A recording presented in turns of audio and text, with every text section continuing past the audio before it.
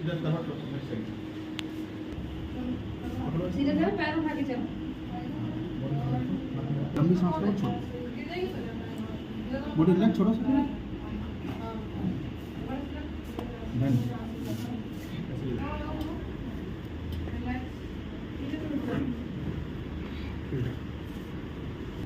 इधर ज़्यादा दर्द होगा आपको।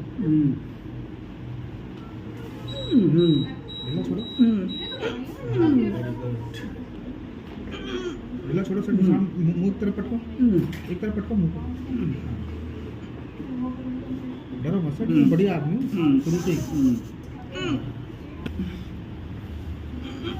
यही दर्द होता है।